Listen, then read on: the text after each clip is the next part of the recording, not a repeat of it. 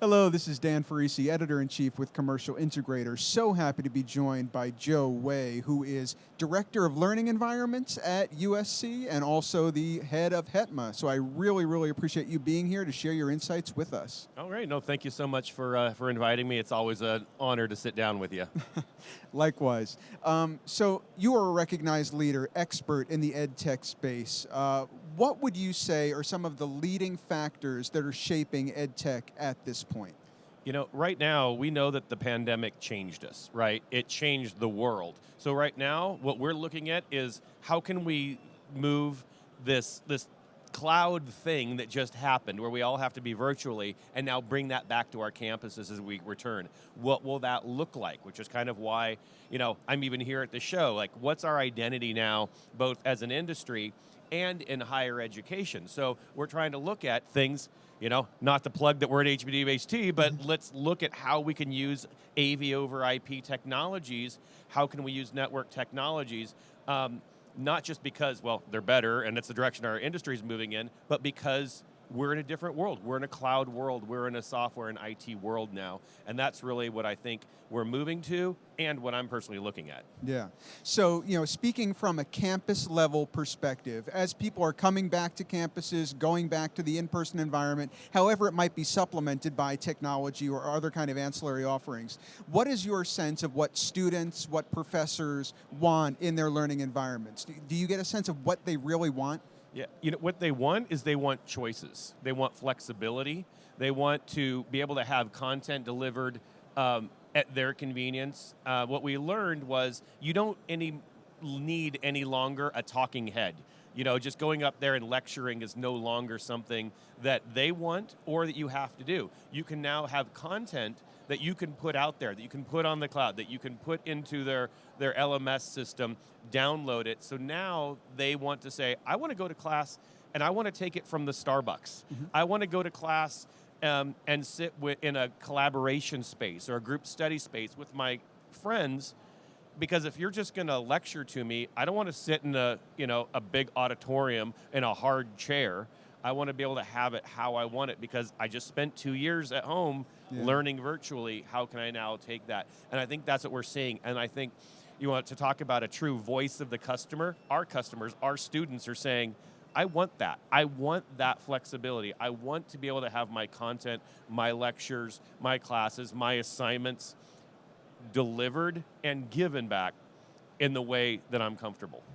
So how are EdTech leaders like you and leading institutions like USC squaring the circle of equity? When you think about different modes of consumption, different modes of learning, you don't want to have anybody feel like they're a second-class citizen or they're getting a second-class experience. What are the ways, and it's a very challenging kind of a situation. How are you addressing it? Yeah, you know what? Equity is huge. And one thing that the pandemic taught us was that there's a lot out there that we never saw. You just assumed that, like at USC, we joke that we're the University of Spoiled Children, right? It's rich in money. But you didn't realize how many students actually relied upon the services we provided, relied on our computer labs, relied on Wi-Fi, relied on all of that. And so we had to adapt and go, oh, there are needs that people have that we don't recognize. How now can we, like some of the other technologies that we're seeing. What about, taking your Zoom call or your Teams call, and instead of everyone around a table, you can separate them to separate boxes. Digital equity, right? The big thing. What about, how can we supplement Wi-Fi hotspots? Little things that as tech leaders, we didn't necessarily realize were important. We were all worried about pixel pitch. They were worried about buying lunch. Right. Right? Right. So as you walk the show floor as an EdTech leader, and you're personally recognized, but I think HETMA members have become increasingly high profile as well. When you think back to InfoComms from years past versus InfoComms in the present, how are EdTech leaders perceived? How are they treated? How are they welcomed on a show floor like this from the vendor community and others within our community? Oh yeah, huge. We've been joking that we came in force, right?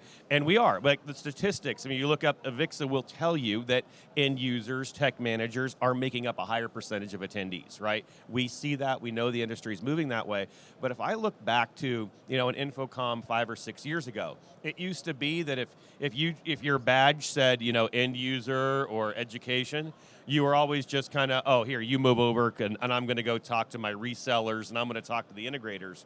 Now, we're getting invites to the hush rooms, They recognize that, hey, we buy things in volume. We have to support things. We need product. We are more active. We're also seeing, a lot of traditional integrators and employees integrators are then going, oh, wait a minute. I kind of like 9 to 5 and free tuition for my kids, and they're coming into higher ed. So we're getting very skilled technicians and engineers go, oh, I want to move into this other vertical, right? Yeah.